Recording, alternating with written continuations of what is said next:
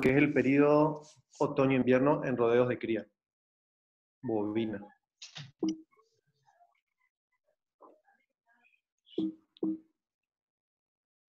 Bueno.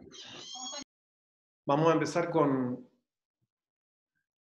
intentar dar el mensaje de tener la capacidad de generar diagnóstico de los sistemas de producción.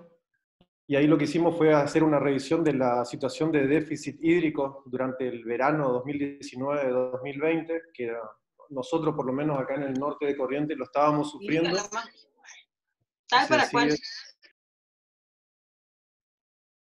De ahí surgió la charla, de ahí surgió la idea de dar esta presentación. Dijimos, por las dudas que este periodo de sequía continúe, más vale presentemos algo, guía de recomendaciones para que los productores, alumnos y otros profesionales tengan acceso a este tipo de información. Entonces hicimos un registro de lluvias acumuladas, intentamos ver qué se puede encontrar de disponibilidad de agua en el suelo, hoy en internet, o qué herramientas tenemos para poder analizar la disponibilidad de agua en el suelo. Y a continuación, el estado de la vegetación, actual y a futuro. ¿Qué disponemos o qué dispone un profesional hoy como para evaluar el estado de la vegetación actual y futuro? ¿O qué herramientas necesitaría para realizar ese análisis?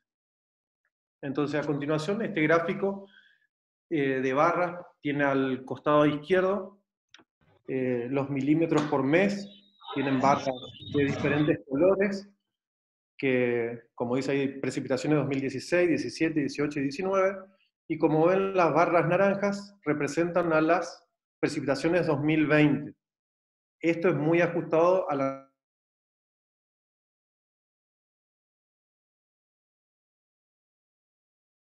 profesional o cada productor para su zona, para evaluar las precipitaciones.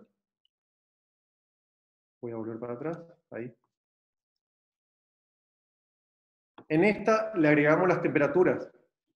Son las mismas precipitaciones, nada más que las precipitaciones están en líneas, y es para que vean o traten de ver la variabilidad que hay en las lluvias y no así tanto en las temperaturas. Y abajo, en barras oscuras, barras grises, negras, están las precipitaciones históricas. Y eso después tiene mucha relación con lo que va a pasar con el recurso forrajero y con el manejo del rodeo de cría que deberíamos ajustar en función de esto. Más adelante estuvimos viendo qué disponibilidad de información hay sobre el tema de balance del agua, entonces puse esta gráfica que trata de expresar las precipitaciones históricas. Esto es para Corrientes, para el norte de Corrientes, evapotranspiración histórica y un balance. ¿En qué momentos del año? Abajo tienen los meses, al costado izquierdo tienen los milímetros por mes. Tendríamos un déficit hídrico en función de lo que es precipitación y evapotranspiración. Como ven ustedes, a partir de diciembre, enero, febrero, el balance sería negativo. Obviamente dependiendo cuánto llueve en estos meses del año. Entonces, en este gráfico ustedes tienen en cuenta cuáles son los ingresos y egresos del agua para hacer ese balance de humedad del suelo. Porque en realidad lo que importa es la humedad del suelo, no así las precipitaciones, la evapotranspiración. Lo que importa es la humedad del suelo. Es el principal factor que modifica o que interviene en el crecimiento de los pastos. Obviamente que esto va a depender del tipo de suelo, por eso nosotros acá, como ven acá, tienen el agua que viene desde abajo, el agua por ascenso capilar, y en este gráfico saqué un mapa del área de recursos naturales del INTA de Corrientes, donde tenemos todos los suelos donde podrían llegar a tener un ingreso de agua por abajo, o sea, con napas colgadas, donde tendrían un subsidio de agua en épocas críticas. O sea, en estos suelos no se debería sufrir tanto el déficit hídrico. Chicos, apaguen los micrófonos. Por eso el mensaje de todo esto es que aparte de las precipitaciones, aparte de la evapotranspiración, es importante tener el tipo de suelo. Cada región va a tener un tipo de suelo y eso obviamente va a estar directamente relacionado con este balance del agua, más que nada por la retención. No es lo mismo un suelo arcilloso que un suelo arenoso. Algunos suelos van a sufrir más el déficit hídrico que otros. Investigando, evaluando, tratando de encontrar estos mapas que están en la web, encontré esta página de la UBA, de la Facultad de Buenos Aires, donde presenta, fíjense ahí arriba, el agua útil en la capa arable y el agua útil en el perfil. La diferencia de esto es 30 centímetros y en el perfil habla de 1 metro. Y esto es para el agua útil en el mes de febrero. O sea, es gratuito, está disponible, y esto obviamente después lo deberíamos cruzar con el crecimiento de los pastos para tener una idea de que si fue bueno el agua, si sirven estos mapas, si no sirven. Son los del mes de febrero, fíjense, Corrientes, nosotros estamos bien acá en esta punta, marca rojo, o sea que el agua acumulada en la capa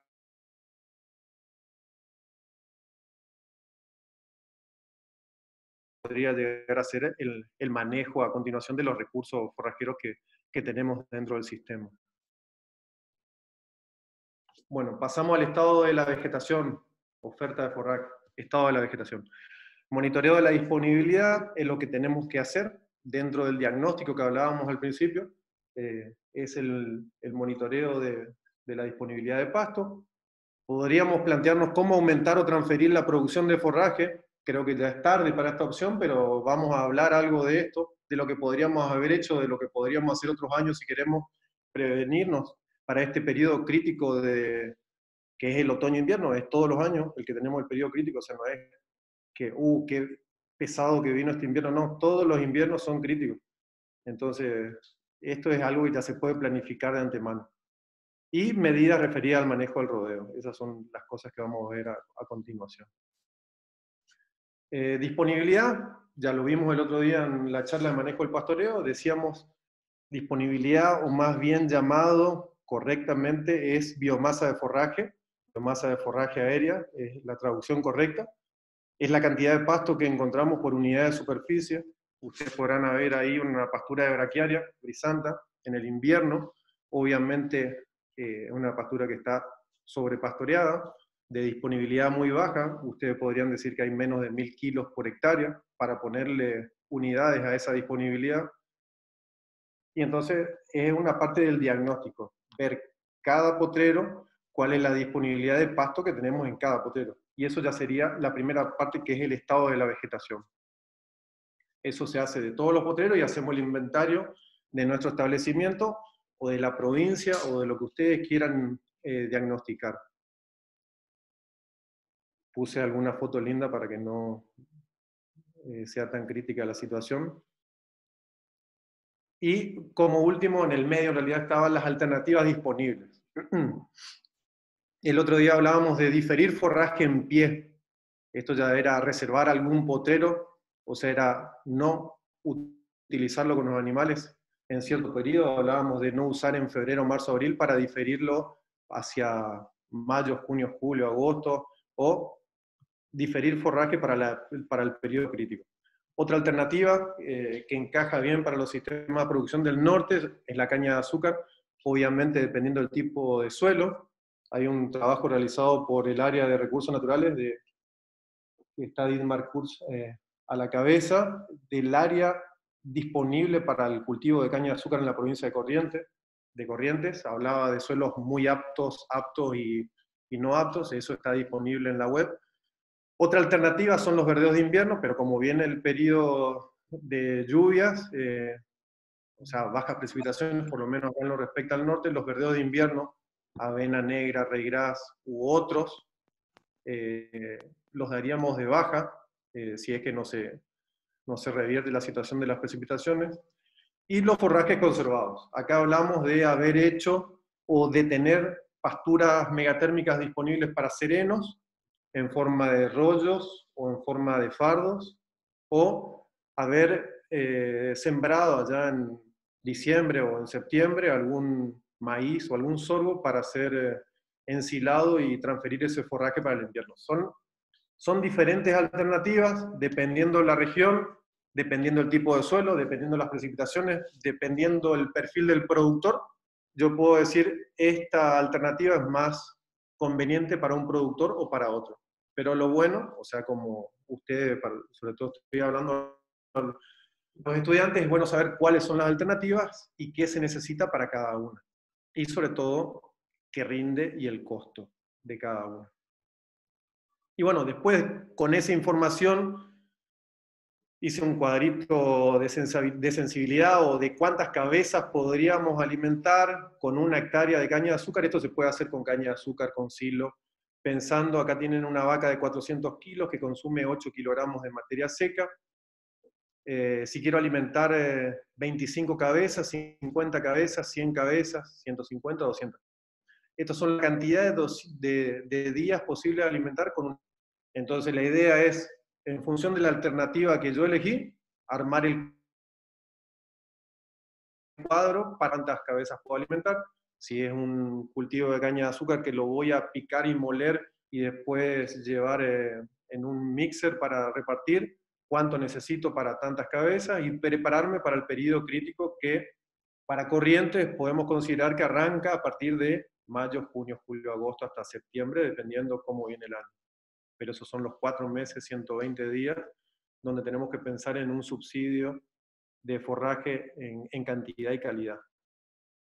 Alguna foto de lo que estábamos hablando es transferir ese forraje de alta producción de primavera-verano hasta otoño para ser utilizado en el invierno. Hay diferentes formas de utilizar estas alternativas que hoy veíamos.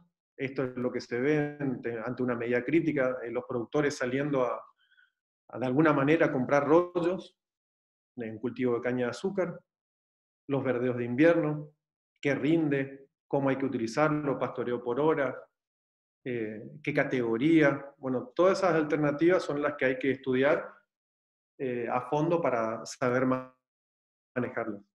Ahora, a continuación, vamos a hablar un poquito de las limitantes de los recursos forrajeros de la región, y acá hablamos de una producción variable durante el año y entre años. Hablamos de una calidad, pensando en el valor nutritivo de estos recursos forrajeros según época y según grado de utilización, y épocas con el forraje nutricionalmente desbalanceado. No todos los meses son iguales, no es lo mismo primavera que invierno, o sea, conociendo todo esto, conociendo los requerimientos del animal y la oferta del forraje, es donde yo tengo que diseñar o formular mi alimentación del ganado. Entonces, para presentar la variación durante el año, este gráfico, que no sé si Mercedes anda por ahí, Mercedes Pereira tenía que dar la charla conmigo, pero tuvo un problemita con la mamá, así que aprovecho para ver si anda por ahí, se suma y comenta. Pero esta es la producción primaria neta, o la biomasa producida mensualmente por un pastizal del norte, en la experimental de Corrientes, acá por ruta 12 en Sombrerito. Las barras indican los kilogramos de materia seca por hectárea por mes, y las barras negras es el desvío estándar. Esto es un resultado de 10 años de acumulación, o sea que hay años que el pastizal en enero produce 500 kilos, casi 600, y hay años que produce 1100, 1200. ¿Cuál es el combustible de esto? Básicamente, como veíamos hoy, son las precipitaciones. Entonces hay muchos trabajos, uno de ellos, de acá de la región, muy lindo trabajo, es de Arias Usandivarias, Luis Arias Usandivarias, que él evaluó cómo influían o qué influencia tenían las precipitaciones en la producción de biomasa y tratar de generar una relación o correlación entre la precipitación y la acumulación de biomasa. Entonces, si nosotros sabemos que no está lloviendo, podemos decir que no se está acumulando tanto pasto. Obviamente depende más que de las precipitaciones, como veíamos hoy, del balance de agua, la humedad del suelo. Esto es presentado de otra manera, el mismo gráfico, nada más que les puse los máximos, mínimos y el promedio, como para que ustedes tengan una idea. Esta información la vamos a usar más adelante, pero era para ver que se marque un poquito más la relación entre los 400 kilos de enero y los 1200 que podemos llegar a producir si las precipitaciones son buenas. Obviamente que no hay que dejar de lado el manejo. El manejo tiene mucho que ver con la productividad de nuestros recursos forrajeros, ya sea pastizal o ya sea pastura. Otros gráficos para que vean la relación entre años. Estos son años, acá el 1, 2, 3, 4 son diferentes años, y esta es la producción por año de ese pastizal de Sorghastrum setosum en la experimental de Corrientes, son datos de la ingeniera Golfar. Esta es la producción anual, fíjense lo que es invierno, podemos decir que el 95% de la producción se produce en primavera, verano, otoño, o sea que viendo estos gráficos nosotros podemos pensar que no podemos tener la misma carga durante el año, salvo que planifiquemos mediante el uso de alternativas, ya sea diferido forraje, transferir forraje para el invierno y otras que vamos a ver más adelante. Pero quería con estas filminas que les quede claro la producción estacional del forraje. Acá esta figura trata de demostrar la acumulación. Esto también es un trabajo que se hizo. Yo lo hice con los datos de la experimental, pero también se hizo en la experimental de Mercedes. ¿Qué pasaba si cerrábamos el pastizal en febrero? ¿Qué pasaba si cerrábamos el pastizal en marzo? Lo mismo en abril, y pensando en arrancar la utilización allá por marzo. Entonces, dependiendo del crecimiento de nuestro pastizal, yo puse acá a la izquierda kilogramos en materia seca por hectárea, puse máximo, promedio y mínimo. En un año bueno, acumulando 4 meses, 112 días, estos son días de acumulación antes del 1 de junio, entonces podríamos llegar a tener un máximo de 4.500. Tal vez es mucho, la calidad de nuestro forraje tal vez no sea la adecuada, pero si tenemos un promedio de este crecimiento, podríamos acumular 2.500, que es lo que recomiendan muchos profesionales, San Pedro, la gente de Mercedes, Venderki, Jorgelina, bueno, todos los que están en el tema de suplementación, siempre decimos que hay que entrar al invierno para que lo que hagamos en términos de suplementación tenga un buen impacto. Y lo que pasaría con un mínimo. Esto da una idea de cuánto forraje yo podría acumular si cierro en febrero, si cierro en marzo, si cierro en abril. Nosotros estamos acá, o sea, tal vez estamos tarde para esta charla, la tendríamos que haber hecho en marzo para que un productor pueda decir, no, tengo que cerrar algún potrero para transferir o diferir para ser utilizado en el periodo invernal. Y esto es más que los resultados productivos, las ganancias de peso y la relación que tienen con la producción de pasto. Estos son los kilogramos por animal. Esto es tenía un ensayo con una carga de un animal por hectárea. Era un novillo, creo que de 400 kilos, si mal no recuerdo. Se lo ponían, para que tengan una idea, en septiembre y se lo pesaba al año. Y esta es la producción estacional. Fíjense que los principales meses donde el animal ganaba kilos eran primavera, verano, otoño casi nada y en invierno perdía. Eran ensayos rígidos, cerrados, pero es producción año, o sea que son datos muy, muy buenos, digamos, difíciles hoy de conseguir. Y acá le dejo algunos conceptos: productividad primaria neta aérea, y les puse ambiente porque va a depender del ambiente. Está dada como a mí me tapa un poquito esta tecnología, la productividad de los pastizales, la tasa de formación de la biomasa aérea de la comunidad vegetal por unidad de superficie. Esa era la productividad primaria neta. También la vamos a ver como ABA o acumulación de biomasa aérea, o hay diferentes formas que por ahí los científicos, los profesionales o los que dan charlas usamos diferentes cosas. La idea es que sea la misma definición para todos y no los confunda. Según Nostergel, acá les pongo la cita, es un elemento determinante en la biomasa para los herbívoros domésticos y por lo tanto tendrá mucha relación con la carga animal. Por eso al hablar de carga animal ya pongo la receptividad como para ponerle algunas palabras clave o que tienen que incluir dentro de su vocabulario, que tienen que saber claramente qué significa, definida como las unidades animales que soporta un área para postureo sin que se deterioren el suelo y el recurso forajero. Y por último, en pastizales es importante considerar la capacidad de retención hídrica del suelo y a las precipitaciones a medias anuales como medias anuales como variables. Este trabajo de este profesional se hizo en Estados Unidos, donde él evaluó la productividad primaria neta de diferentes ambientes y correlacionaba las precipitaciones y las temperaturas, y hizo una fórmula bastante sencilla como para decir que si llovió tanto, el pastizal producía tanto. Acá pongo alguna gráfica de lo que sería la acumulación de biomasa. Esto ya lo pongo en días, expresado en días. Fíjense acá, está mal. Esto es por día, no es por mes. Acá hay un error. Pastura megatérmica, hectárea, grama, esto tómenlo como un promedio. Braquiaria, cualquiera de las que más se implantan en el norte. Y un pastizal.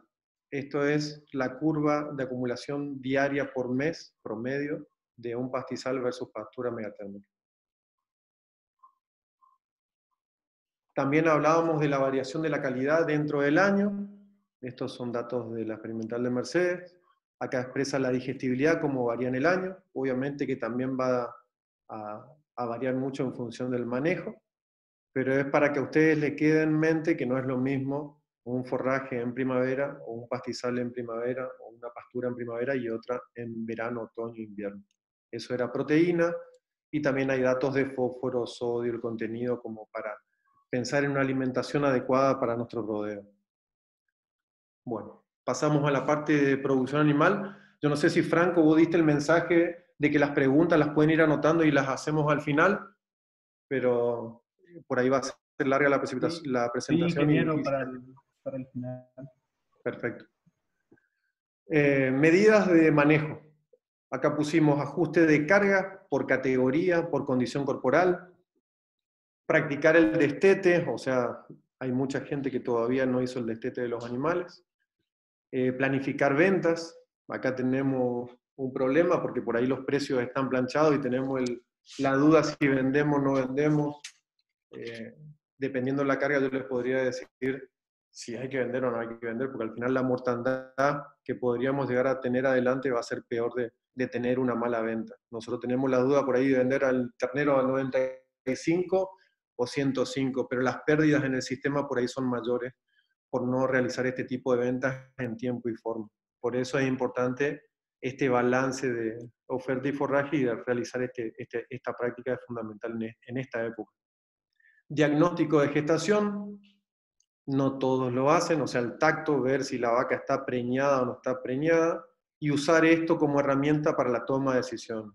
Estamos hablando de que se viene un periodo crítico. Si yo hice mi diagnóstico de forraje y veo que tengo que disminuir la carga, bueno, el diagnóstico de gestación es una herramienta que me sirve para ver qué vientre tendría que descartarse y que tendría que disminuir ese stock de animales del sistema. Y bueno, planificar un manejo diferencial de las vacas en función de este tacto, si están preñadas, preñada cabeza, cuerpo, cola, o vaquillas, si están en recría o si están preñadas. Era un poco el tema de categoría.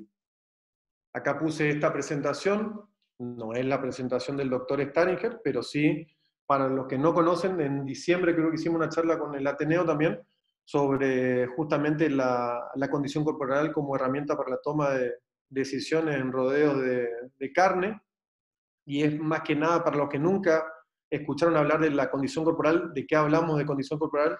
El estado corporal del animal, las reservas que tiene en términos de energía, y podemos decir si está flaca, gorda, para hacerlo fácilmente. Esta clasificación era del 1 al 9, hay también del 1 al 5, pero era cuando por ahí si llegamos a ver alguna presentación que decía eliminar todas las vacas que son de condición corporal 3, bueno, tendríamos que mirar qué era un animal de condición corporal 3. Y cada condición corporal tiene su especificación o qué hay que mirar dentro del animal para saber la condición corporal. Y es una herramienta muy práctica que creo que todos los que estamos en el ámbito de producción animal deberíamos saber manejar.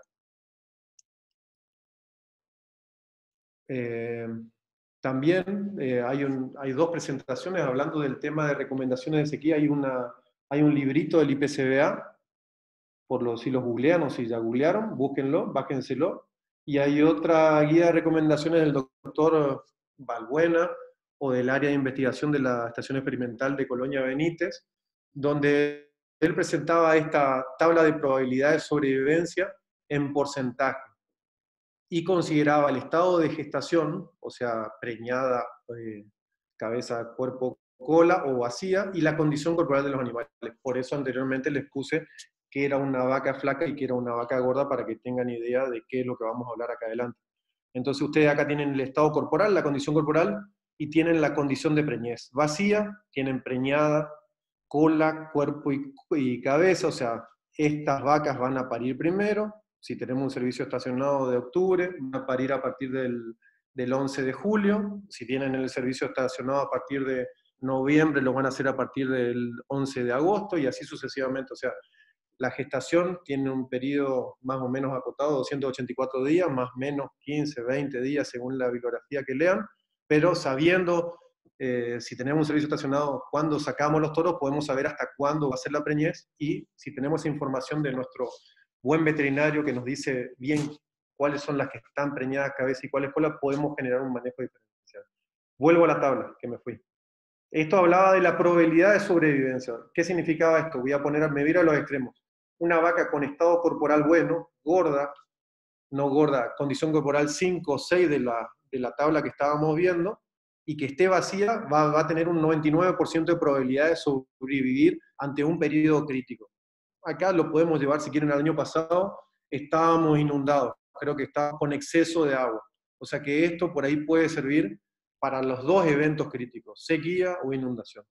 En cambio, si estamos con una preñez cabeza, me voy al otro extremo, con un estado corporal muy flaca, condición corporal 1 o 2, la probabilidad de sobrevivir de esos animales va a ser del 10%. Eso significa a qué animales yo le tendría que dar más atención, a qué animales yo tendría que reservarle los mejores potreros, a qué animal yo tendría que suplementar o alimentar para que sobreviva durante ese periodo crítico. Una tabla muy útil, por ahí no se le da el suficiente uso para clasificar el rodeo en diferentes grupos. Esta tabla expresaba disculpen porque está en inglés, pero también, hoy no sé con quién hablaba, creo que con mi papá, y me decía por qué poner las cosas en inglés, porque el mensaje, uno de los mensajes que tenemos que saber inglés, o sea, el que no sabe inglés, póngase a estudiar inglés, les va a servir mucho. Pero esta tabla expresa la condición corporal del animal y los kilos que hay en 3 condiciones corporales. Eso es lo importante que quería que vean de la tabla. Los kilos necesarios para pasar de una condición corporal a otra. 26, 27, para que vean que es variable. Estos también son datos de Colonia Benítez, del doctor Staringer. Seguimos con las medidas de manejo. Entonces, ya viendo nuestro estado forrajero, vimos nuestro estado de los animales, ya podemos comenzar a tomar decisiones y asignar potreros más verdes, aunque tengan menos forraje, disponibles a las categorías que más demandan preñada. O sea, eso que acabo de decir por ahí no es un mensaje tan claro, porque ¿qué es un forraje verde? ¿Qué es baja disponibilidad? Esto es algo que tienen que hablarlo con su profesional amigo o con su ingeniero para ver qué es un potrero verde, qué es un potrero de buena calidad, qué es un potrero de mala calidad, porque esto va a variar mucho de persona y otra persona. Destinar los potreros con más forraje seco para vacas, por ahí pues son más fáciles de utilizar para los animales más grandes. Reservar potreros, esto hablábamos de los diferidos, los de menos pasto disponible para más adelante, o sea, si es que tenemos posibilidad. Normalmente no tenemos potreros para cerrar o para diferir forraje, o sea que esto no es una práctica habitual dentro de los sistemas de producción, hablando de corrientes. Bueno, también se pueden reservar potreros que en este momento estén sin agua. Según el tipo de suelo, posiblemente haya diferencia en el almacenamiento de agua. Loma y bajo, y posiblemente los animales, por una cuestión de elección, les gusta estar más en la loma y sobrepastorean ciertos ambientes. Si tenemos la posibilidad de utilizar los potreros que tengan más reservas de agua en este momento y diferir esos potreros que están sin agua, podría ser una medida adecuada para este momento. Bueno, con todo esto, otra cuestión que hay que revisar es la capacidad de carga del sistema. ¿En dónde estamos parados? ¿Cuántos animales? Ya hicimos el inventario de nuestros recursos forrajeros, vimos la receptividad, vimos qué potreros están en buen estado, hicimos un listado de nuestros 12, 15, 20 potreros, 50 potreros, y los cruzamos con la información del estado. Y ahora viene la capacidad de carga. Hay diferentes fórmulas para calcular la receptividad, la producción de forraje, el coeficiente de utilización que le asigna a ese potrero, 30%, 50%, o sea, del forraje acumulado en pie, cuánto el animal puede llegar a aprovechar según pastoreo, y cuántos kilos por animal yo asumo que va a consumir en el mes o por día. De esa manera yo puedo calcular la carga animal, eso es lo que dice la fórmula.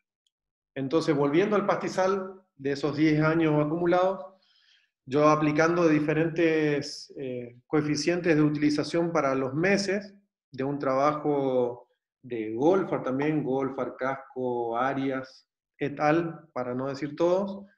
Del 97 al 92 hicieron un trabajo de eficiencia de cosecha de un pastizal y asignaban diferentes eficiencias de utilización para los diferentes meses, para primavera, verano, otoño, para no decir todos los meses. Y eso yo lo fui aplicando a los diferentes crecimientos de pastizal. Más que nada para ver, obviamente, si este año es malo, yo tomaré una curva que es mala o baja y pondré mi carga animal o mi receptividad, cuánto es lo que puedo tener. Acá a la izquierda tengo unidad animal por hectárea. Pónganse un animal de 400 kilos, 410 kilos, esa es la unidad animal y eso es el 1, es un animal, y obviamente 0,5, fíjense cómo cae en el invierno. Sin embargo, yo le pongo la línea roja esa que atraviesa pensando que un sistema tal vez está con esa carga global. Pues nosotros no hacemos, no copiamos la curva de producción de pasto, de forraje disponible. Normalmente nosotros tenemos un stock fijo a lo largo del año, por eso les puse eso, puede ser que sea esta. Pongo como un semáforo rojo, amarillo y verde, porque el verde en teoría va a tener menos problemas para este periodo crítico que es mayo, junio, julio y agosto. Entonces, lo importante es hacer este inventario de oferta forrajera y ver en qué situación estamos nosotros. Estamos en la roja y bueno, fíjense lo que podría llegar a ser el periodo crítico. Va a arrancar a partir de abril y se va a extender hasta octubre. Si nosotros estamos con la carga amarilla, con la carga global amarilla, posiblemente el periodo crítico sea más corto y con una... Pero todo esto nosotros podemos hacer ajustando, haciendo el diagnóstico, vendiendo esas vacas que podemos refugar, vendiendo toda la recría, me refiero a machos, dejando la recría necesaria. Tal vez este año hasta podríamos pensar, si estamos en rojo, no dejar reposición para ajustar la carga, pero bueno, eso va a depender de cada sistema. Y después ponemos la carga que resultó de ese inventario. No va a ser esa, supongo, pero... Entonces yo esto lo hice con un sistema real de producción, puse la unidad de cría de Corrientes, puse la cantidad de animales, 300 vientres, los meses, la producción de la producción de pasto, puse un servicio estacionado, es lo que tenemos nosotros desde octubre a diciembre, los nacimientos, en qué época son, destete, tacto y ventas, acá en marzo, fíjense, acá tienen los requerimientos, oferta y demanda, una suplementación proteica, nosotros siempre hacemos las vaquillas de 1 año y 2 años, en tore a los 2 años, en septiembre, octubre, cuando tengan el peso adecuado y score genital adecuado, según lo que nos dice el veterinario, si están aptas o no están aptas. Este precoz, esto es una planificación del manejo del rodeo de cría general. Pero lo que hice fue modelar qué pasa si el periodo crítico de forraje me cambia. Fíjense que la barra amarilla, la línea amarilla ve el crecimiento del pasto y ya me comienza a generar un déficit forrajero. Esto va a depender de cada situación. Por eso es importante esta práctica de manejo que ustedes ven acá, destete, tacto y ventas, de que esta curva amarilla disminuye y trate de estar lo más cerca posible a lo azul. O sea que no sean tantas las deficiencias de forraje que estamos. Hasta acá terminamos la parte del manejo animal, referida a inventario, y pasamos a otra alternativa que es la suplementación. Ya pensando en que estamos en periodo crítico y necesitamos de la suplementación para corregir esas diferencias. Entonces pongo acá algunas consideraciones para lograr una suplementación en pastoreo. Para lograr una suplementación efectiva, vamos a poner otra palabra ahí, desempeño invernal de recría en condiciones de poco pasto y otras recomendaciones. Objetivos de la suplementación, esto más que nada para que les quede algo de teoría: compensar limitante impuesta por las pasturas, calidad, disponibilidad. Acá hablamos de todo, términos proteína, energía, minerales, alimentar, en términos de nutrición. Balancear la provisión de nutrientes de la pastura, energía a nivel ruminal para el animal. Y después productivos. Productivos hablamos de incrementar la producción individual por hectárea o mejorar la utilización de los recursos forrajeros. Esto es un gráfico que intenta expresar los requerimientos del animal en términos de proteína y energía. Es un slide de Pedro Pérez, de la gente de Tucumán. Acá arriba a la izquierda tienen la energía metabólica en kilogramos de materia seca en megacal, de energía metabólica por kilogramo de materia seca, y acá el porcentaje de proteína. Estos son los requerimientos de los animales. Un ternero lactando, para tomar un ejemplo, necesita entre 18 y 20, va a depender del peso, y de energía podemos hablar de 2,7 a 3,1. Eso es lo que estaría simulando lo que el animal está, lo que el ternero está al pie de la madre, lactando y comiendo algo de pasto si es que tiene más de 60 días. Y así para todas las categorías. Y lo mismo presentaba Pedro, Manuela Toranzo, su esposa, con la oferta de forraje. O sea, cada recurso forrajero o suplemento va a tener una concentración de proteína y de energía. Y de esa manera era ver cómo yo hacía para compensar o qué recurso forrajero usar para cubrir las demandas del animal. Bueno, acá les puse algo de números para que se mareen, se pierdan, pero puse todos los suplementos, subproductos posibles de encontrar en la región: afrecho, arroz, pele de trigo, semilla de algodón, pele de algodón, estoy acá a la izquierda. Después hice 2 raciones acá: maíz más concentrado proteico, o afrecho, arroz más semilla de algodón, y por último puse la avena.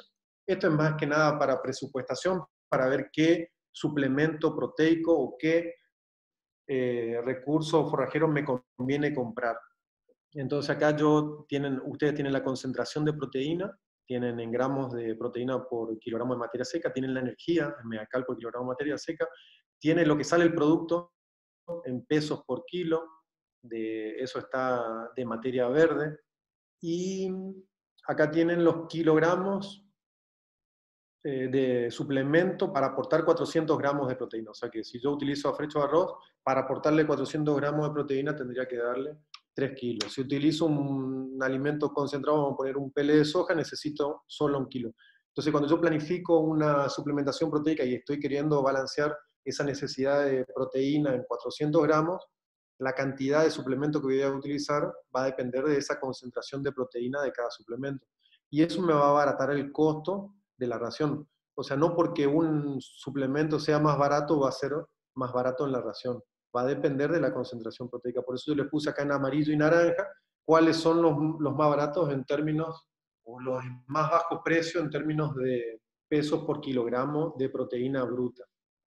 También les puse el aporte de energía, que es algo que hay que tener en cuenta, pues no es solo proteína lo que le estamos dando. Y después esto se puede pasar a días de suplementación, cantidad de días y la cantidad de cabezas. O sea que esto es pesos por cabeza para 100 días. Si utilizo esto era semilla de algodón, fíjense que necesito 1.778 pesos para 100 días, suponiendo que le doy esos 400 gramos de proteína, y si son 100 cabezas, ustedes lo pasan directamente a 177.800 pesos. Es una manera de planificar o tener herramientas para presupuestar una suplementación proteica. Factores a considerar para planificar la suplementación: disponibilidad de forraje, ya lo vimos; carga, ya lo vimos; y tipo de suplemento, ya lo vimos. Entonces ahora yo voy a mostrar algunos resultados de algunos ensayos que son buenos. Acá pongo la fuente de Gándara, mi papá. Allá en el año 81, 82, 83, ellos hicieron un diferido de pasto pangola, donde presentaron en este ensayo 3 años, y hicieron 3 asignaciones de forraje en toneladas de materia seca por animal, y ustedes acá a la izquierda tienen el resultado, la performance animal en gramos por día. Fíjense que cuando se le asignó más forraje por animal, 3 toneladas por animal, los resultados productivos eran más buenos. Entonces, en función de la carga y del recurso forrajero que yo estoy utilizando, yo podría predecir o decir, vamos a tener esta ganancia, o si tenemos que ir a suplementar. Por eso traigo acá el trabajo de San Pedro, tal, ahí en 1993 tienen la cita, donde ellos también plantearon 2 asignaciones de forraje, estos son 1.000 y 2.500 kilos por hectárea, y tenían un testigo que son las barras azules, donde no se suplementó, las barras rojas, no sé, moradas, no sé qué color es esto. Yo soy medio daltónico, por eso les digo así: medio kilo de pele de algodón y 1 kilo de pele de algodón. Y cómo cambian los resultados de suplementación según la asignación. Entonces, si yo hice mi inventario forrajero de disponibilidad y tuve la posibilidad de manejar la oferta, y dijimos, le voy a dar, o necesito que mi recría gane 500 gramos por día, y bueno, yo sé que tengo que tener un diferido de 2.500 kilos y darle 1 kilogramo de pele de algodón. Si le doy solamente medio kilo, que podría ser un objetivo, porque necesito esa ganancia para alcanzar el peso en Tore, necesitaría solamente medio kilo. Estas cosas se van ajustando y se van viendo. Y por último, vamos a seguir un poco más todavía, pero es para que presupuestar, planificar, gestionar, acá pongo un resultado, un margen de sensibilidad de requerida de vaquillas, con suplementación proteica en primer invierno y segundo invierno. A la izquierda les presento la diferencia de preñez esperada entre el grupo con suplementar y sin suplementar. Si ustedes googlean recría de vaquillas con suplementación, les van a salir muchos trabajos de Osvaldo Balbuena, y ahí podrían ver qué valores son esperados si yo no suplemento con proteína, esos 300, 400 gramos de proteína por día, versus los con suplementación. Entonces lo esperado económicamente, acá no tiene una cantidad de cosas que son criticables desde el punto de vista de un margen bruto o de un resultado económico, está hecho básicamente con la diferencia de preñez entre el grupo con suplementación y sin suplementación. Estamos hablando, para ponerle un resultado, con el grupo suplementado tengo 80% de preñez y con el grupo no suplementado tengo 60% de preñez. La diferencia es 20, entonces estaría acá. Yo gasté en esa suplementación 375.000 pesos, acá considero el primer año y el segundo año, y esta es la diferencia, o esto es el ingreso por esta diferencia de terneros vendidos, digamos. Y esto me da el margen bruto, o sea que yo a partir de 25% de diferencia de preñez entre el grupo no suplementado y suplementado, el resultado sería operativo. Por eso, la recomendación de la mayoría de los profesionales que ustedes van a escuchar es que hay que suplementar a la recría en el primer y segundo invierno. Obviamente que depende de nuestro sistema, cuáles son los resultados en términos de ganancia de peso o qué usamos nosotros para recriar las vaquillas. Por último, ya para finalizar, les pongo otras recomendaciones. Partir siempre de condiciones sanitarias óptimas, no olvidarse de la sanidad, y más en este periodo que ustedes tendrán su veterinario de confianza que les sabrá indicar, pero hay muchos calendarios sanitarios por región. En términos de suplementación, periodos de adaptación, eso no empezar progresivamente, dar pocos animales, tener las instalaciones adecuadas. Practicar esto, la tercera, vamos a la observación de lectura de bostas para hacer un análisis por ahí de si hay animales con diarrea o no, si hay algún cuadro de acidosis o no. Es solamente recomendaciones que se podrían transferir o decir al personal que maneja los terneros o recría vaquilla o lo que sea que observen. Utilizar grupos de animales parejos, mismo peso, misma categoría, para que no haya competencia, para que el consumo sea lo más parejo posible. Comederos, acá tenía básicamente tener en cuenta los metros lineales por animal, 30, 50 centímetros por cabeza, dependiendo el peso, dependiendo sobre qué recursos forrajeros estamos suplementando, pero son cosas que hay que tener en cuenta a la hora de otorgar o de ofrecer un alimento en pastoreo. Horarios, respetar siempre los mismos horarios, salvo que estemos hablando de un autoconsumo, ya sea si es una suplementación que se realiza diariamente.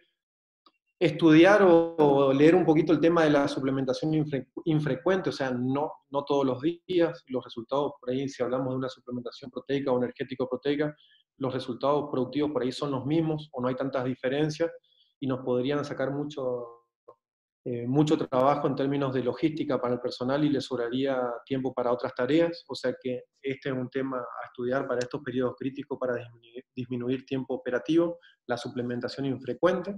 Hay muchos trabajos de Osvaldo Balbuena en dar la ración 2-3 veces por semana, y hay bibliografía que también cita de hasta dar una sola vez por semana. Y los resultados obviamente son bastante cercanos a los de ofrecer diariamente. Y por último, la recomendación siempre la damos, pero pocos lo hacemos, es de realizar el análisis del agua. Para concluir un poco la charla y comenzar con las preguntas, les dejo estas recomendaciones finales: realizar un diagnóstico del establecimiento, tal vez hay más herramientas para cargar a nuestro diagnóstico, ajustar las cargas con ventas, traslados, de la manera que ustedes quieran, subsidiando el sistema con recursos forrajeros de afuera, pero ajustar la carga. Planificar la alimentación, si vamos a dar, ya es momento de averiguar precios, de ver de cómo lo vamos a hacer, qué categoría vamos a suplementar, en qué potrero se va a hacer, ir preparando la infraestructura necesaria. Y por último, que ya lo dije en el slide anterior, es ajustar las medidas sanitarias. Hasta ahí estamos y bueno, nos ponemos a micrófono para escuchar las preguntas. Bueno, vamos a arrancar con las preguntas.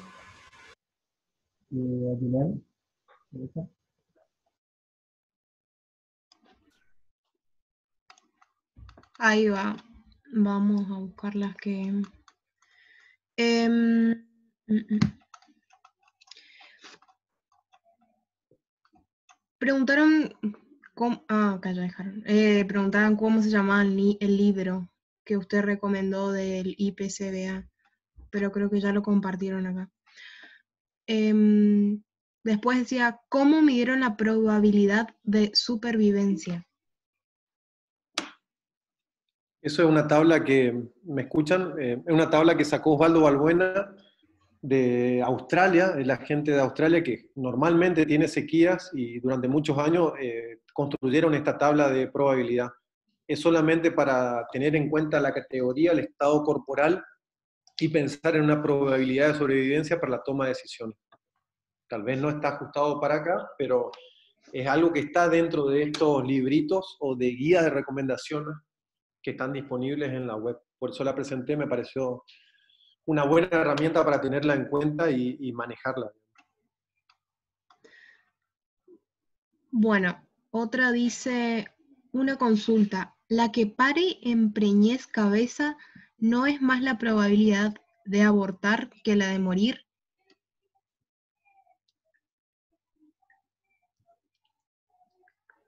Y eso es más para una pregunta de veterinario, pero yo te digo lo que está en la tabla. La pregunta fue que la probabilidad de morir es más de abortar que de morir. Ajá, Esa fue en la pregunta. lo que son las que son Yo no la cabeza veo de acá. preñez.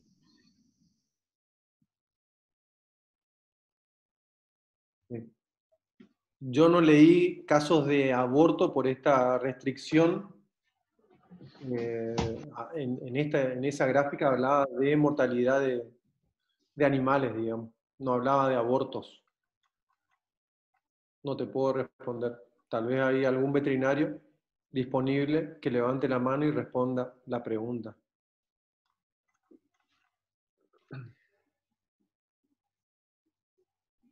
Bueno, después dice, ¿cuál sería el criterio de lectura de bostas? ¿Cuántos mirar? ¿A qué hora? Uy. Categoría de bosta. Hay bastante en la web, hay unas libretitas o hay, en realidad, el otro día estábamos recorriendo algunos potreros con Oscar Mastandrea y él justamente nos decía lectura de bosta. Esto hay algo que hacerse el ojo, hay algunos folletos, si estamos hablando de una alimentación a corral, una suplementación a campo, cuál sería la lectura de bosta, pero hay bastante en, en la página de producción animal y hay trabajos que ustedes pueden encontrar fácilmente donde hay fotos bastante ilustrativas de esto que les digo, qué es una buena bosta, qué no es una buena bosta, como para pasar a otra pregunta. Pero hablaba de la consistencia de las botas, si salpica, si no salpica, si es dura, si forma torta de las... bueno, hace una descripción de la bota bastante y asume una ganancia de peso o un cuadro sanitario en función de esta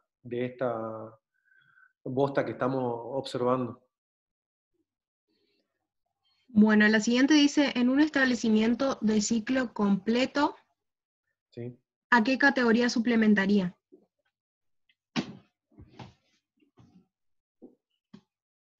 ¿Se escuchó? Tendría en cuenta la tasa de probabilidad y condición corporal de mi rodeo. En términos económicos, lo que por ahí más te impacta dentro del sistema es adelantar esa edad en tore o de que tu recría, que por ahí te está generando una categoría improductiva dentro del sistema, se preñe el 100%, 95%, 90%. O sea, nosotros la recomendación que hacemos normalmente es suplementar a ¿cómo se llama? A la recría de 1 año, de 2 años, según el peso que vos tengas. Pero normalmente la deficiencia en términos de calidad de proteína y energía la tenemos en el periodo invernal la categoría más crítica es la recría de vaquita. Bueno, después preguntan si con respecto a los comederos las dimensiones por terneros es la misma que para animales adultos.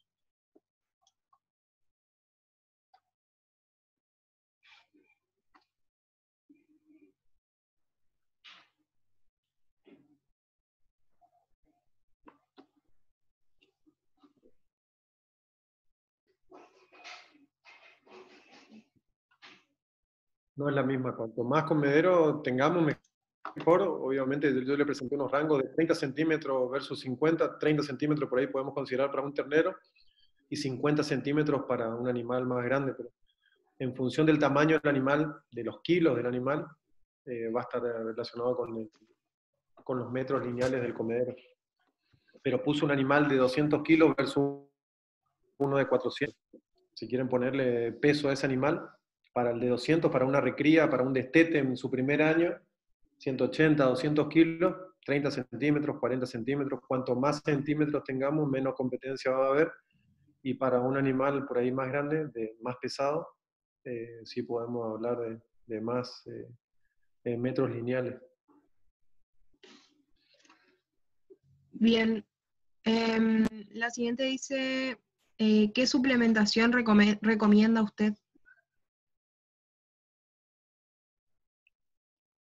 Y va a depender de la región, va a depender de la zona y qué subproducto más barato tengamos. No sé, la gente del Chaco por ahí consigue la semilla de algodón a 6 pesos el kilo, nosotros la conseguimos a 9 pesos el kilo. Entonces yo tal vez a ellos les recomiendo que suplemente con semilla de algodón y a nosotros en términos de kilogramos por proteína nos sale más barato un pele de algodón. Tal vez estamos cerca de arroceras que tienen un subproducto como afrecho de arroz y tenemos el afrecho de arroz barato. O sea, hay que hacer el análisis y el resultado productivo posible o esperable y ver qué alimento es el que se adapta mejor para esa suplementación. Pero no podemos dar una receta, usen pele de girasol o usen pele de algodón, cuando por ahí lo más recomendable es el alimento más barato y más conseguible o que más se puede acceder dentro de cada región. Bien, después dice, cuando habla de infrecuente, ¿hace referencia a lo que se conoce como restricción o es otra cosa? Porque la respuesta pareciera ser la misma. No es una restricción. Para darles un ejemplo claro, sencillo, es decir, si diariamente le estamos ofreciendo 1 kilo, la suplementación infrecuente pasa a esos 7 kilos semanales a dividirlos en 3 días. Entonces estaríamos en 1,5 kilos.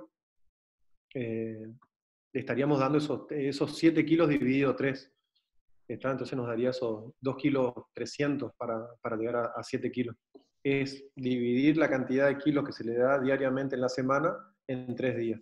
Eso es la suplementación infrecuente. También hay mucho trabajo accesibles en la web, como ustedes ponen suplementación infrecuente, y les van a bajar todo eso. Pero a eso hago referencia con no dar todos los días. Sobre todo sábado y domingo, que sabemos que a la gente por ahí es difícil hacerle dar. Entonces podemos planificar una suplementación, si quieren, de lunes a viernes, para hacerla diaria y para estar en contacto con los animales, ver si todos comen, si hay alguno que se refugia y no come, si hay algún enfermo que esto. O sea, si por ahí queremos que sea diaria, hacerlo de lunes a viernes y por ahí obviar sábado y domingo, que es por ahí los días más complicados, o para decirle al personal que lo haga, sobre todo si son muchos kilos los que hay que dar y no tenemos disponibilidad de maquinarias para que esto sea fácil y no sea un trabajo tan pesado. Bien, después dice si puede repetir brevemente la metodología del diagnóstico forrajero del establecimiento.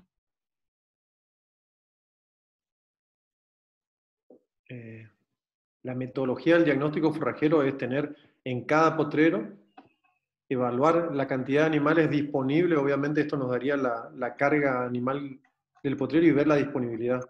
Y para ver disponibilidad, hay gente que puede llegar a decir, hay tantos kilos, pero previamente tendríamos que habernos hecho el ojo de cortar un cuadro de 50 por 50 o de 1 metro por 1 metro, lo que tengan ganas de sacarse la ampolla y ver, hacerse una escala, bueno, esta altura de este pastizal o de este recurso forrajero me genera tantos kilos. Y una vez que yo hice ya varias muestras, ya sé qué es lo que significa, si tengo 30 centímetros son 3.000 kilos, o sea que hay una relación bastante importante entre altura y disponibilidad. Por ahí no hace falta estar cortando. Sí podemos decir que ahí, como el que se ve en la foto de la vaquilla, es un pastizal de 1.500 a 2.000 kilos, si bien tiene unas varas florales, es un pastizal que está muy florecido, pero abajo lo que se ve de disponibilidad son esos 1.500 a 2.000 kilos que pues, si yo voy con tijera y corto es lo que me va a dar en términos de materia seca por hectárea.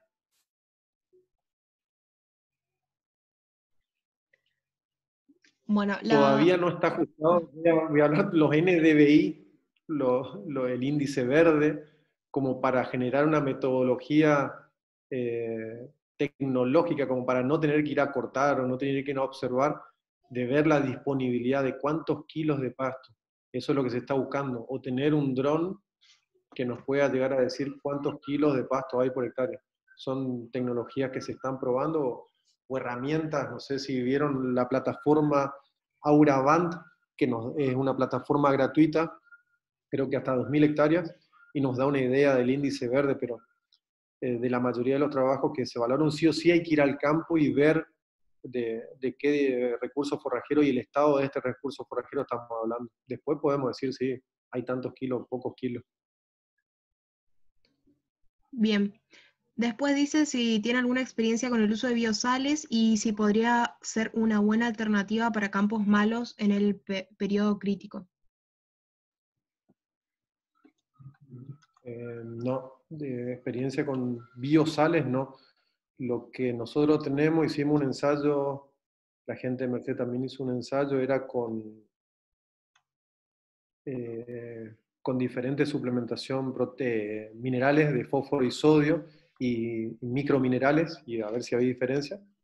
Y la mayoría de los trabajos que hay desde hace muchos años, sobre todo para corrientes, estoy hablando, las deficiencias de fósforo y sodio son muy marcadas, entonces sí o sí tiene que ser durante todo el año. Estamos hablando de una concentración de fósforo en el suplemento mineral del 6%, también se hicieron ensayos con suplemento mineral al 9%, hay unos trabajos de Mufarreje, de Rochinotti, de Jorgelina Flores, de Arias Maniotti, hay muchos trabajos que pueden encontrar en la web para ver el resultado de no dar sal y sí dar sal. No solamente en la ganancia de peso, sino hasta inclusive en la preñez. Obviamente, si tengo buena ganancia de peso, voy a tener buena preñez.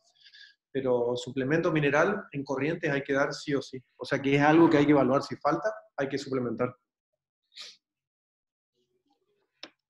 Bueno, después dicen, en la tabla usted explica que las vacas vacías más malas son las que más hay que cuidar. ¿Eso no va a descarte? Pregunta. Repetime la pregunta, por favor. Dice, en la tabla usted explica que las vacas vacías más malas son las que más hay que cuidar. Y ahí dice si eso no va a descarte, como una pregunta.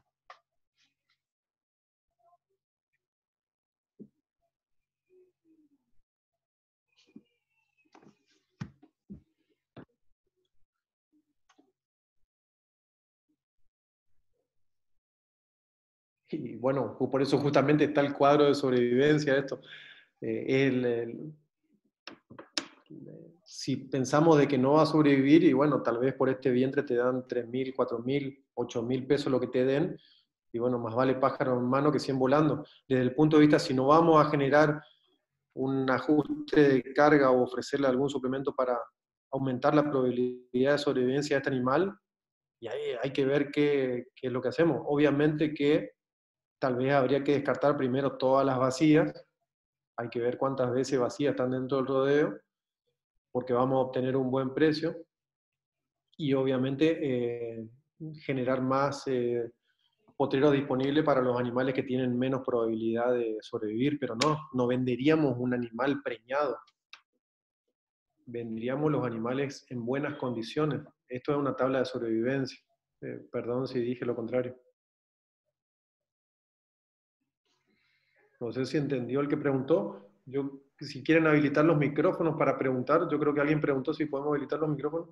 Por ahí para no estar leyendo pueden preguntar y participar, creo. No sé, Ayelen, Franco. Sí, ahí la activo.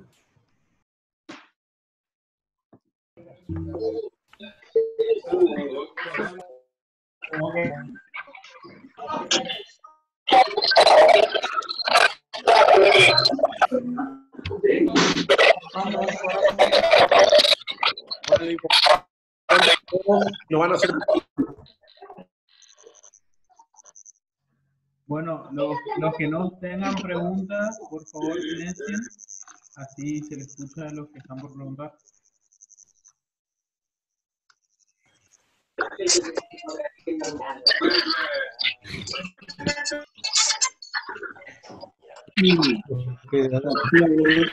Claro, sí, es un inoculante que actúa, se penetra en la raíz, en el campo de la tierra. Ayuda a fijar nitrógeno.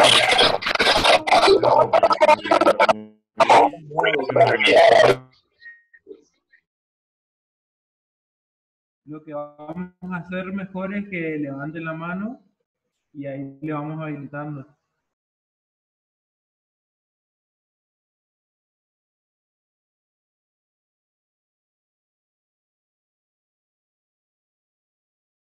Pero podrían preguntarle lo de los ionóforos, lo dice por ahí. Nosotros no Sí, tenemos. tenés habilitado, Gonzalo. Hola, hola. Sí. Doctor, le quería hacer una pregunta. No sé si me escucha bien. Sí, perfecto.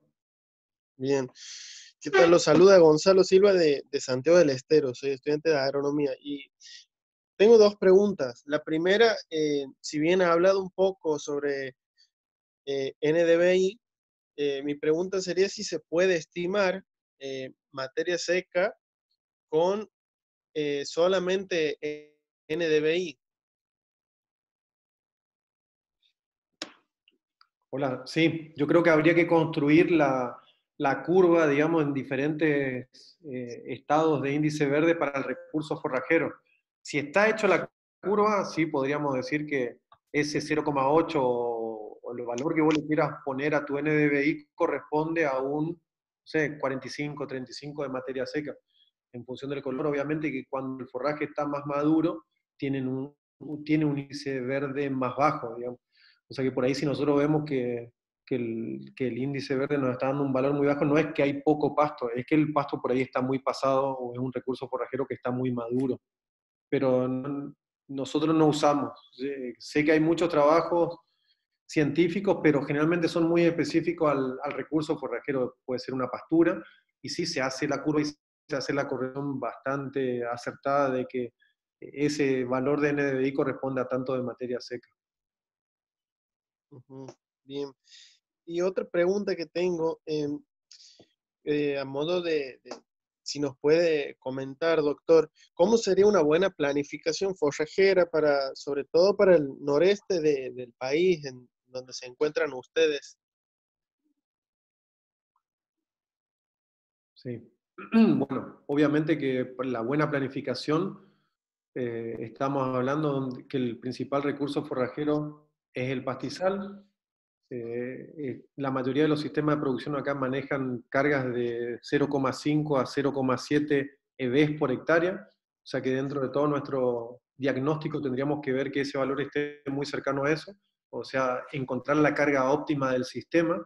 Obviamente que eso se da teniendo mucha experiencia durante muchos años copiando varios eventos climáticos, y ahí tendríamos una idea del faltante de forraje que tenemos. Otra planificación es la utilización diferenciada según la época del año para que ese forraje no se pase tanto y por ahí, según categoría, obligar a los animales a mejorar el recurso forrajero en términos de pastizal o pastura. Y ya entrando allá para febrero, iniciar los diferidos, digamos, de pastizal como para estos animales que el veterinario nos canta que están preñados, tener suficientes potreros reservados para manejar el periodo de parición.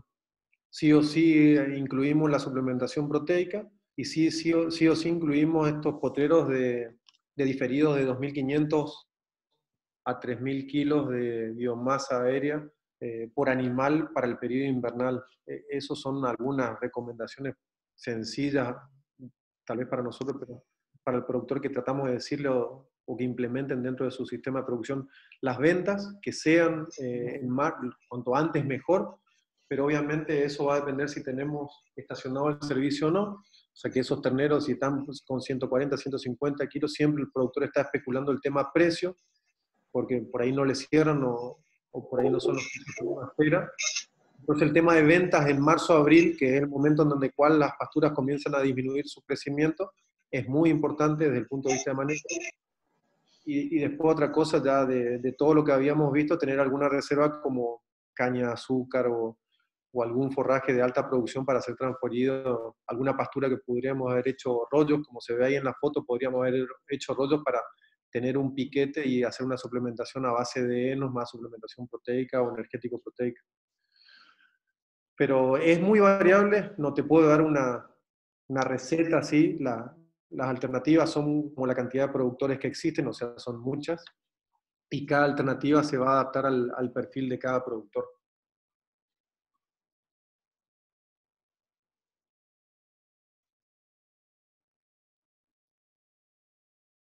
Bueno, seguimos entonces, le habilito a Diego Lage.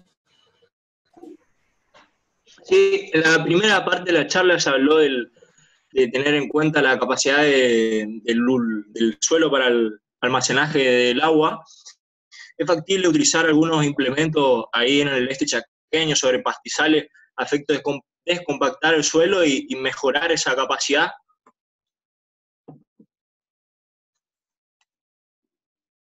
Sí.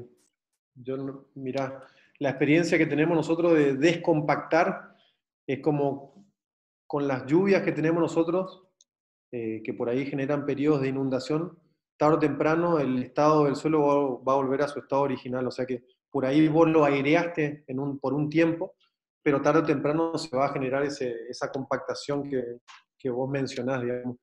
Va a tener mucha diferencia, sobre todo en los suelos de emisiones, se ve cuando se pasa un subsolador o alguna herramienta que genera esta mayor aireación, se ve que el crecimiento del pasto mejora.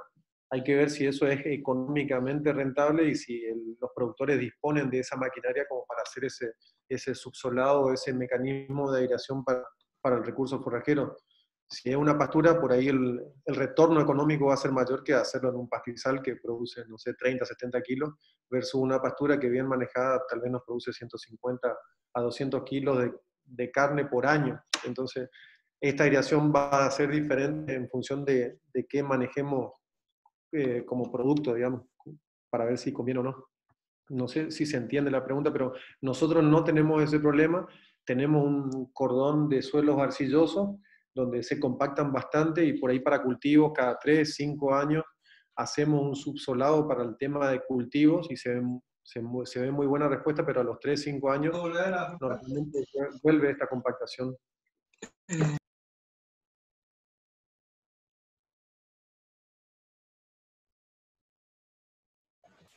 Bueno, sigue Claudio Enciso, que quería preguntar sobre los ionóforos. Hay unos trabajos del doctor Balbuena con monensina, donde mejoran la eficiencia de utilización del recurso forrajero, pero no es una práctica habitual. Por ahí se compran, se utilizan suplementos o núcleos proteicos que vienen con monensina y por ahí se ve esa mejora, pero no se tiene en cuenta si es por la monensina o si no es por la monensina. No hay muchos trabajos realizados con el tema de ionóforos que yo conozca, por lo menos en términos de suplementación en pastoreo.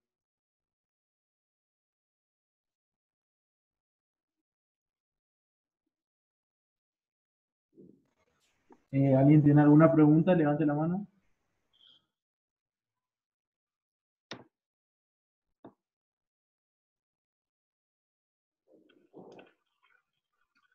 Jonathan, Está levanta la mano. habilitado hablando.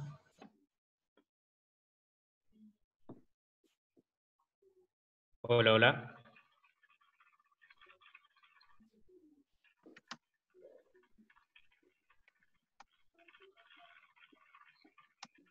Hola, ¿se escucha? Sí, Sí, se escucha. ¿Qué tal? Buenas tardes. Neumann Jonathan los saluda, estudiante de agronomía acá en la provincia de Córdoba. Quería hacer una pregunta. ¿Qué porcentaje de preñez el promedio que ronda en la zona de ustedes?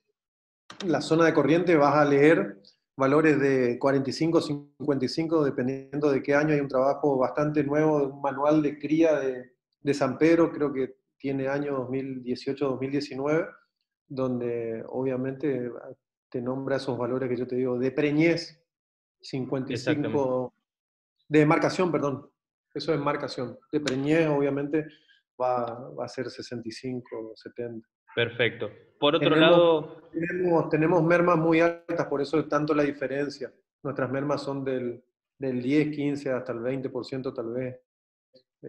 Tema, una caja negra que todavía no la podemos descubrir. claro. Por otro lado, quería saber si han implementado alguna estrategia con algún cultivo de cobertura y un pastoreo, o si se aspira en la zona, digamos, a esa metodología, o si hay alguna información. Cultivo de cobertura como cuál. Y por ejemplo, en producciones mixtas con agricultura, digamos, algún cultivo como avena, algún verdeo de invierno, como para, digamos, si hay alguna estrategia. Hay trabajos, hablando de cultivos de servicios, y creo, pensando que tenemos ya un área determinada para agricultura, Claro, hay una rotación específica, digamos, pero la producción o la productividad de los cultivos, viendo las inclemencias de precipitación y temperatura, son muy riesgosas, no somos claro. una provincia agrícola. O sea que podemos tener un año de maíz de 8.000 kilos, pero podemos tener un año un maíz de 3.000 kilos. Por ahí lo más estable es el sorgo, por ahí mayor tolerancia a copiar estos eventos climáticos extremos, pero no somos muy... Están hechos los ensayos, la gente de Mercedes tiene mucho más trabajo que nosotros acá en el norte, pues ellos tienen un poquito de clima más templado, están más al sur, las temperaturas tienen mejores suelos, entonces por ahí van a encontrar mejores resultados ahí en el sur de Corrientes, donde Perfecto. la rotación es básicamente verdeo a base de ryegrass, Lolium multiflorum, o avena negra, también hay bastantes trabajos hechos. Y obviamente después seguir con un sorgo para hacer silaje y hacer autoconsumo y seguir una cría intensiva en poca superficie. Claro, bueno, muchísimas gracias, De nada. Luis, ¿estás? ¿Sí? ¿Se escucha? Gustavo Vidal. Luis, te consulto, buenas tardes. ¿Cómo ves vos la implementación de este tipo de tecnología por los productores en Corrientes? ¿Qué tipo de tecnología? ¿El de los cultivos? Gustavo.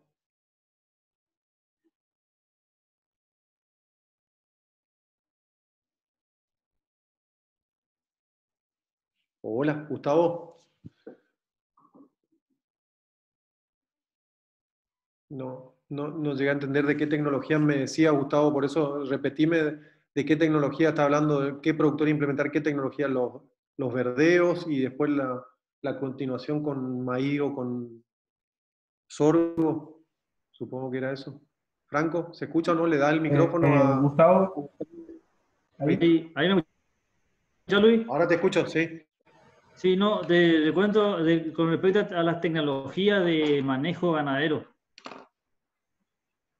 Sí, hay un manual muy lindo creo que está Mariana ahí, andaba dando vueltas, Mariana Calvi, estaba con Giancola sobre el tema de adopción de tecnologías, también lo van a encontrar en la web, si los productores ganaderos adoptan o no tecnologías. Y la adopción de tecnologías en la provincia de Corrientes es muy baja, digamos. O sea, eso es otra, por ahí, causa de por qué tenemos índices productivos tan bajos, pero la adopción de tecnologías es baja.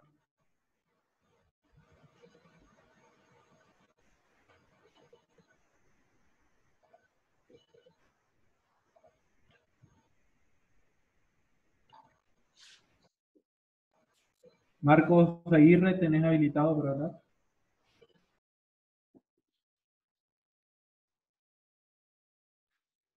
Ahí también vuelvo a mencionar los trabajos de Mariana Calvi. Ella siempre hace la comparación de la aplicación de tecnologías de productores según área, según zona, cómo fue variando entre años si aumentó o disminuyó, o qué tecnología fue la que más aumentó. Eso también se encuentra en la web, lo pueden bajar del sitio. No se escucha nada. No sé si hay otra pregunta, Franco. Yo no escucho nada. Acá hay un comentario. En corriente después del arroz, algunos suelen sembrar. Ese es Mauri Silvero. Sí, Mauri Silvero. Mauri Silvero, sí, es una opción, pero generalmente el arrocero no quiere saber nada con las vacas, así que no quiere que le rompamos los canales, las baletas, los caminos, nada, o sea que no sé, depende del perfil del productor. ¿Es posible? Sí, es posible. ¿De que es una práctica habitual en los arroceros? No sé, no creo que no. Ahí levantó la mano Gustavo Vidal también.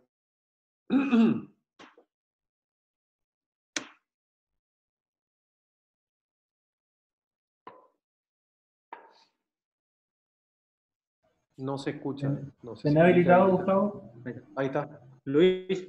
Sí. No,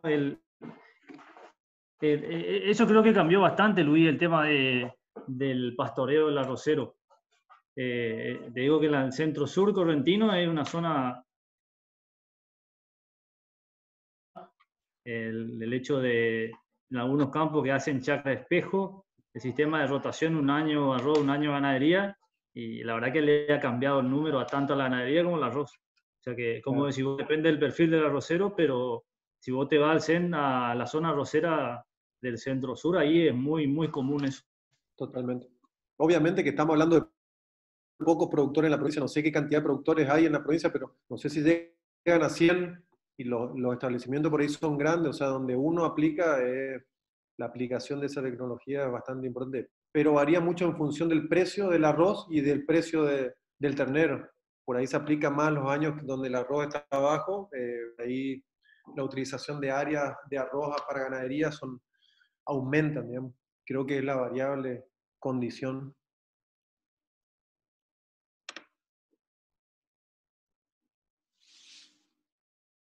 Sí. Bueno, Sí, ¿alguien más ahí- tiene alguna pregunta? Levante la mano, por favor.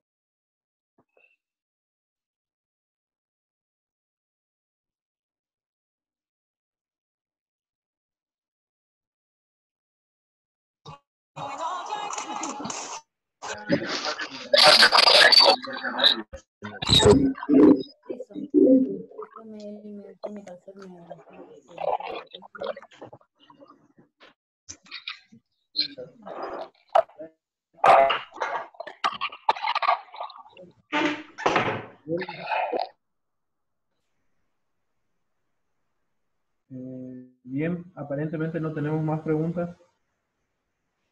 Vamos a ir dando por finalizado entonces. Muchas gracias, ingeniero, por la predisposición. Les voy a pedir que estén atentos a todos vamos a seguir publicando en nuestras redes para más charlas y más cursos. Y nada, que era la idea un poco seguir con esto y concientizar, quedarnos todos en casa. Muchas gracias a todos.